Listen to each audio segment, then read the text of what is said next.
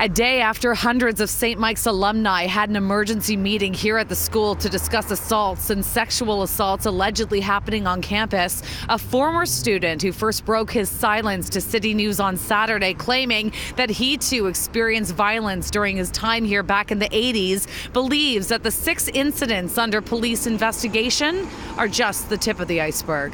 One of the lessons we've learned in the last 6 months, first with the Me Too movement coming forth and the falling of some pretty big, iconic entertainment, media, and sports people as well, and politicians, that once the big domino starts to fall, the other ones quickly start to fall behind it.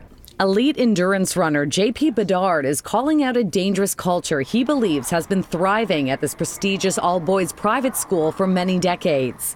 Bedard was a survivor of sexual abuse at the hands of a hockey coach before starting at St. Michael's back in the 80s, and claims he then experienced peer-to-peer sexual violence as a student there, and believes more cases are about to surface. I had just dismissed that as just part of being a boy, part of going through this ritualized, acceptance on a sports team. And so I know for a fact that this is probably something that's weighing on the minds of many alumni out there. People who are in their 20s, 30s, 40s, and even older, who are sitting in their jobs, in their law firms, wherever they are, even at the family dinner table. And they are watching these events unfold.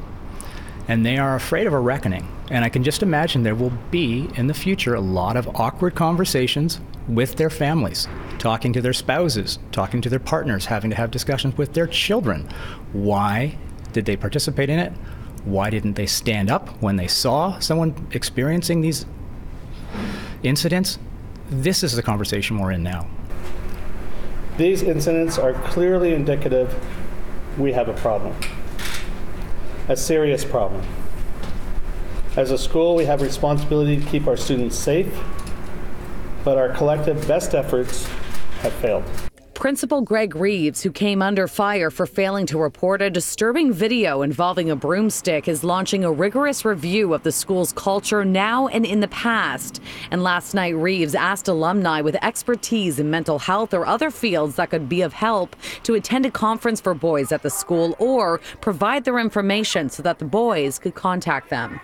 The whole focus of the meeting is how we can provide better support to the students here and to help out the victims. So that's been the whole focus of the meeting, how we can improve the school culture.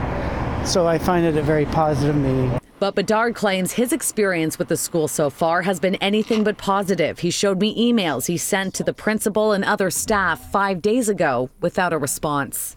I have basically come on record and said, I experienced sexual violence while under your care in your institution. No one has contacted me. Bedard says he decided to speak out about this because right now there are very few voices when it comes to sexual assault survivors that are male, and he says that's something that needs to change. Now today I did reach out to the school's media contact to ask if the principal received his emails. At this point I have not heard back, but for the very first time since this scandal broke 7 days ago, we're now hearing from the board. Here's a look at some of the statement. We are deeply saddened by the recent incidents that have taken place at our beloved school. They are offensive to everything we stand for and to the values we strive to instill in our students. Throughout this difficult time, our first priority remains on the victims and the safety and well-being of the entire student body, faculty, and staff. As a board, we are united in our support for the school's leadership. Both President Father Jefferson Thompson and Principal Greg were hired because of their dedication and care for students throughout their careers.